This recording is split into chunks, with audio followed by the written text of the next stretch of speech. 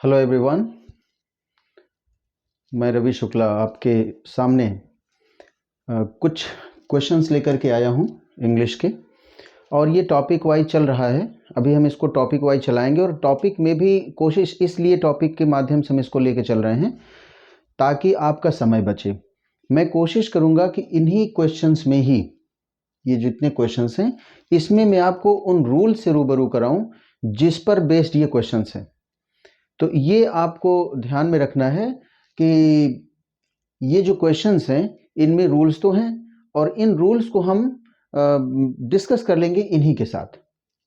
तो ये क्वेश्चन आप देख रहे हैं कि ये बेस्ड है आर्टिकल पर और ये प्रैक्टिस कॉन्सेप्ट के साथ है। कुछ कॉन्सेप्ट्स हैं, वो कॉन्सेप्ट्स आर्टिकल के बारे में आपको पता होगा कि एक एडजेक्टिव्स होते हैं ये, और ये एडजेक्टिव्स जो होते हैं वो डेमोन्स्ट्रेटिव एडजेक्टिव्स होते हैं। डेमोन्स्ट्रेटिव का मतलब होता है कि जो नाउन की ओर इशारा करते हैं, जो नाउन की ओर संकेत करते हैं। अब ये दो प्रकार के होते हैं, ये डेमोन्स्ट्रेटिव एडजेक्टिव दो प्रकार के होते हैं। एक का नाम है डेफिनिट और एक का नाम है इनडेफिनिट। डेफिनिट का मतलब होता है कि कोई specific reference to the noun, यानी इसका मतलब ये हुआ कि आप जिस नाउन की बात कर रहे हैं वो नाउन कोई आम नहीं होगा, वो जेनरिक नेचर का नहीं होगा, वो स्पेसिफिक नेचर का होगा। वहीं पर दा लग जाएगा। बस इतनी सी बात। इसमें दो ही बातें हैं, दो ही कॉन्सेप्ट्स हैं, आपको दिमाग में रखना है। नंबर एक कि ये जो नाउन होता है, जो भी नाउन दा के बाद आता है वह नाउन स्पेसिफिक नेचर का होता है, वो जेनरिक नेचर का नहीं हो, यानी वो सामान्य नहीं होता है, बल्कि वो एक खास तरह का नाउन होता है जिसके बारे में लिसनर और स्पीकर दोनों को लगभग पता होता है। ये तो हो गया द।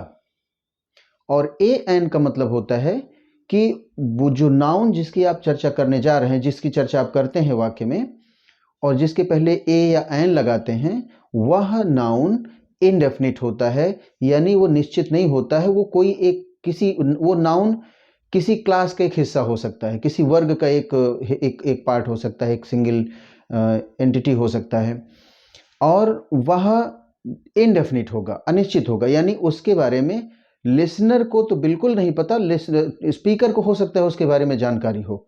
ये बात आपको पता होनी चाहिए। यानी फिर से इसको और सरल ढंग से समझ लीजिए कि द का यूज उस नाउन के साथ होता है जिस नाउन के बारे में बोलने वाले और सुनने वाले दोनों को पता होता है, और ए एन उस नाउन के साथ यूज होता है जिसके बारे में लिसनर को तो बिल्कुल ही नहीं पता होता है और स्पीकर को हो सकता है जानकारी, हो सकता है ना हो। यानी ये जनरल नेचर का होता है, जेनरिक नेचर का होता है, इनडेफिनिट होता है, इसीलिए इसका नाम है इनडेफिनिट।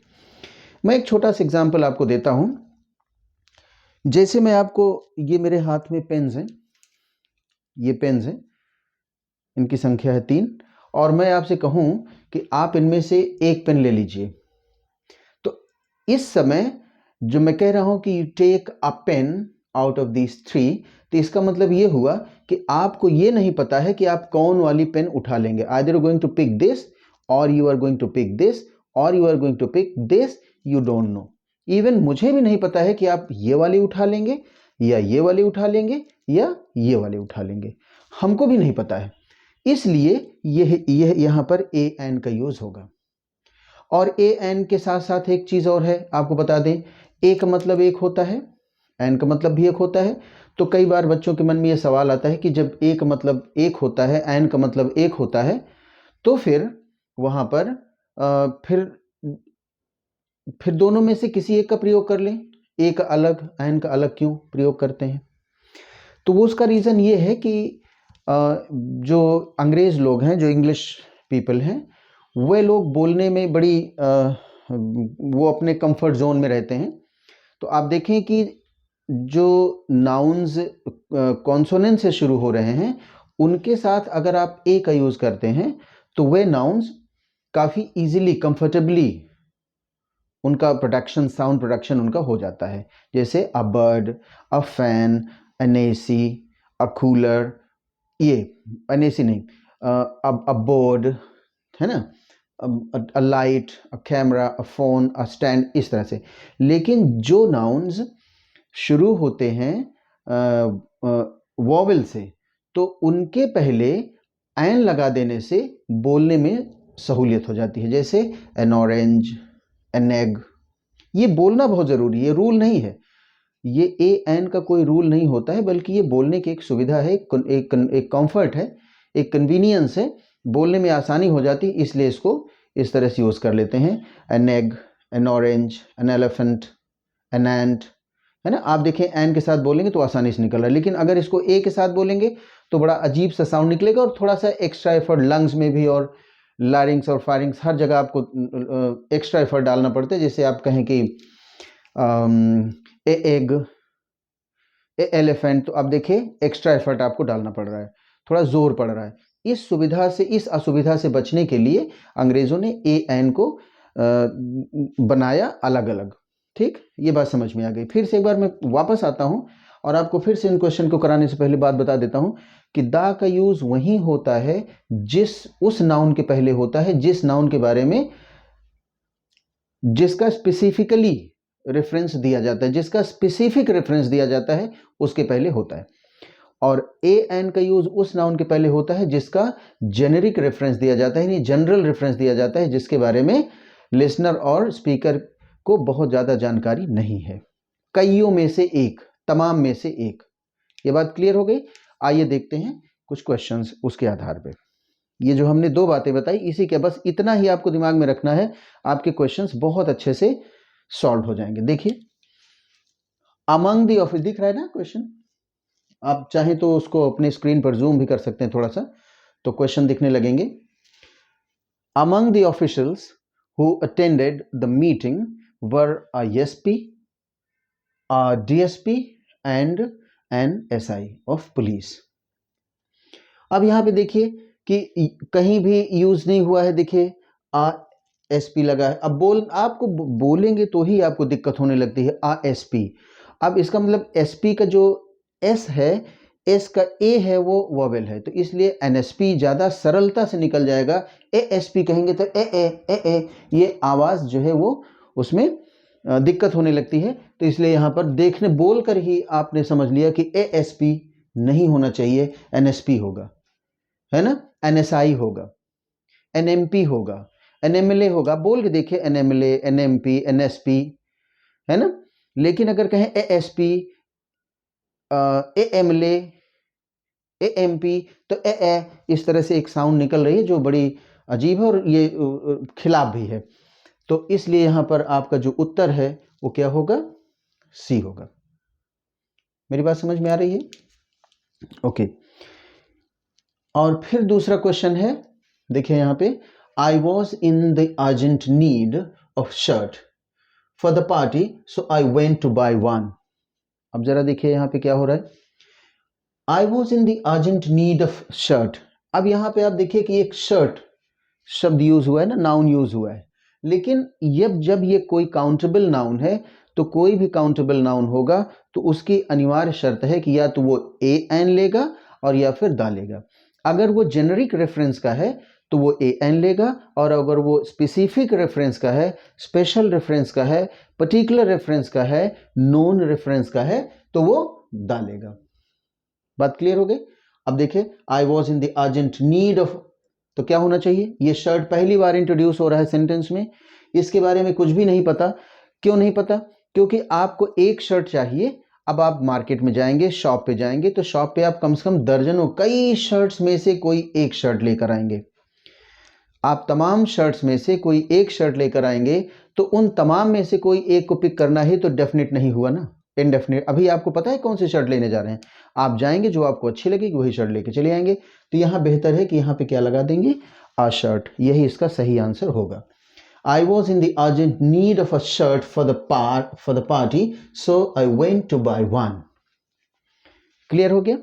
फिर देखिए, एक और देखिए, ये कॉन्सेप्ट, दो जो बातें हमने आपको बताई, जो दो कॉन्सेप्ट हमने आपको बताए हैं, ये लिखा है ना कि प्रैक्टिस विद कॉन्सेप्ट। ये जो, इससे आप समझ लीजिए कि आप रूल पढ़ने से बच जाएंगे। अगर ये दिमाग में आपके बैठ गया तो फिर आप आपको अगर लगता है कुछ और कोई दिक्कत है तो आप कमेंट करिएगा, हम फिर से इसका हम चाहे कमेंट में आपको इस प्रॉब्लम को सॉल्व कर देंगे, या फिर आप कहेंगे तो मैं फिर से आ जाऊंगा सामने। Anyway, let's see the next one. He was lucky to have the glimpse of a Taj Mahal while passing through the city. देखिए, he was lucky to have the glimpse of a Taj Mahal. A Taj Mahal means there are so many Taj Mahal and you got a chance to see one. मतलब बहुत सारे ताजमहल हैं और उन तमाम सारे ताजमहल में से आपको उन तमाम में से किसी एक ताजमहल को देखने का मौका मिला। तो क्या यहाँ पे ये जो ताजमहल है ये जनरल रेफरेंस का है या ये जेनेरिक रेफरेंस का है, और it is of a specific reference, ये खास रेफरेंस का है या फिर ये जनरल रेफरेंस का है? बिल्कुल सही कह रहे हैं आप कि ये खास रेफरेंस का है, क्योंकि ताजमहल पूरी दुनिया में जाना जाता है और ताजमहल एक ही है पूरी दुनिया में। ताजमहल पूरी दुनिया में एक है और this is considered to be unique, इसको यूनिक समझा भी जाता है। पूरी दुनिया के लोग इसको एक ताजमहल ही है, इसलिए यहां पर ये आ ताजमहल गलत होगा, क्योंकि ये जेनरिक रेफरेंस नहीं है, ये स्पेसिफिक रेफरेंस है।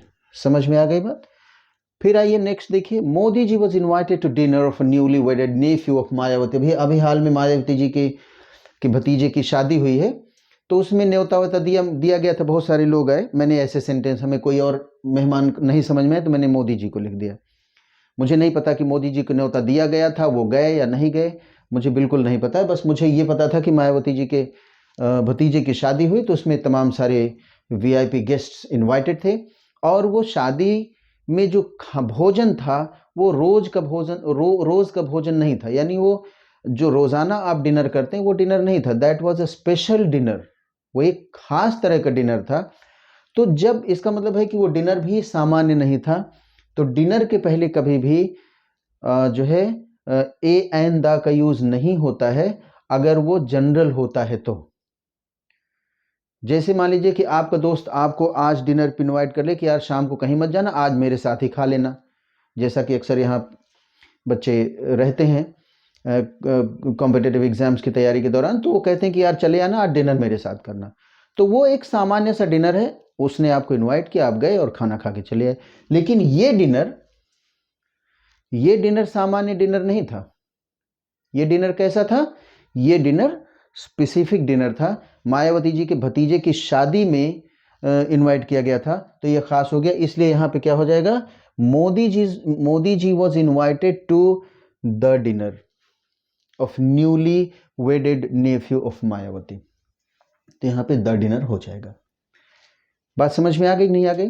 फिर देखिए, Pakistani soldiers arrested some fisherman who went to the high seas for fishing, है ना? जरा देखिए यहां पे, Pakistani soldier arrested some fisherman who went to the high seize.